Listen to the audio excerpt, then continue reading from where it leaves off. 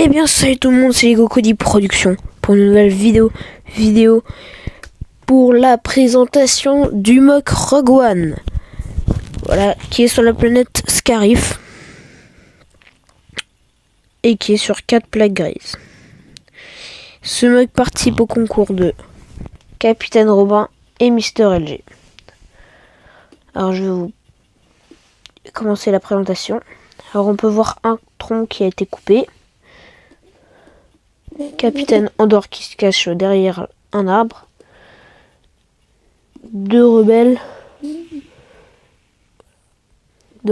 avec 3 caisses. Un rebelle qui photographie. Voilà, un rebelle qui photographie. Le champ de bataille. Un rebelle qui se demande mais qu'est-ce qu'il fait. Et un autre rebelle qui tire.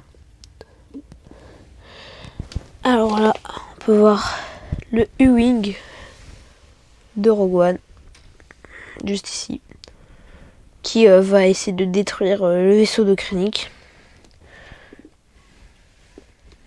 avec une force de frappe assez puissante. Alors on peut voir un palmier ici. Voilà, le palmier c'est la vie. Ici on peut voir un rebelle, deuxième rebelle, troisième rebelle, quatrième rebelle, cinquième rebelle et Chirrut juste au fond, que je vais vous présenter mieux tout à l'heure. Et le petit rebelle qui est caché par un mini palmier. Voilà. Le petit rebelle des familles qui est ici. Qui vient de sortir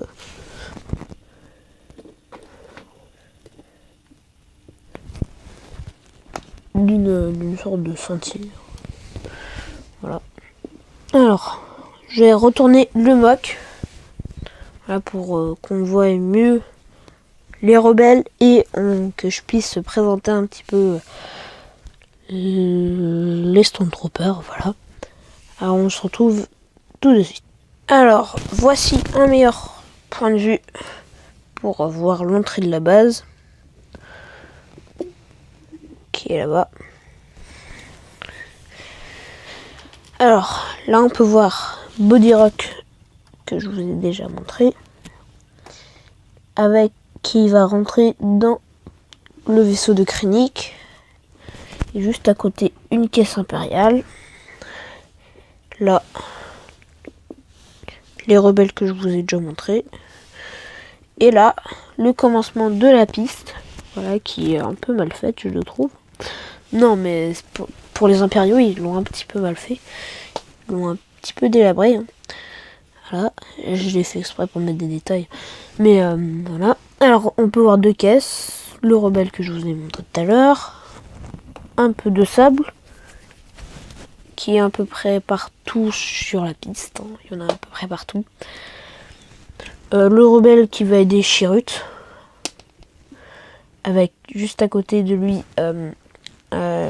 une bonbonne d'essence. Voilà. Avec juste à côté de lui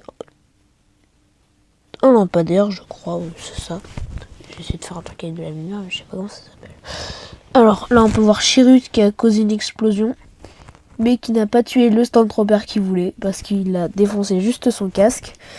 Mais le Stormtrooper est arrivé pile poil dans une caisse. Voilà.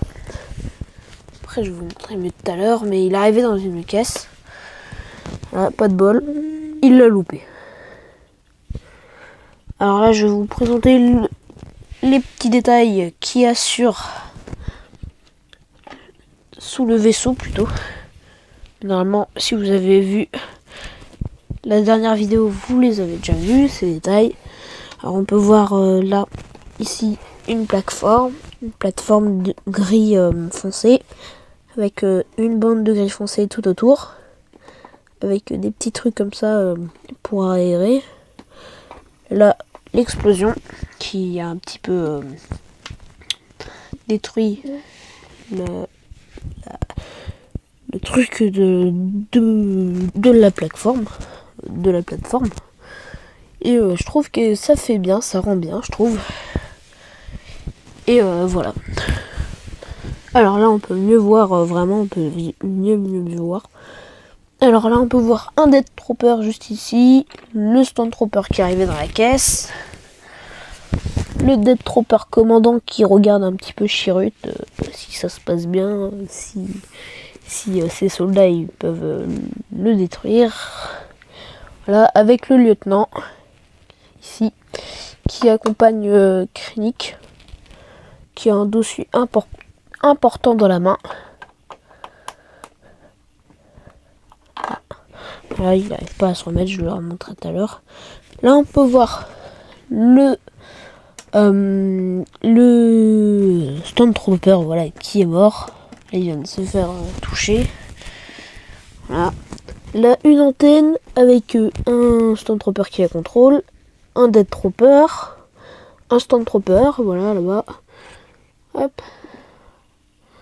Un Stormtrooper qui est derrière une caisse, un Stormtrooper qui sort de la base, et un autre Stormtrooper qui vraiment sort de la base, lui. Voilà, alors on peut voir le début de la base, voilà, qui est comme ça. J'ai eu beaucoup, j'ai mis beaucoup de temps à faire le design de la base, voilà. Au début c'était rocheux, après c'était tout gris, c'était un petit peu moche, et après là j'ai fait ça, voilà, et je trouve que ça rend bien.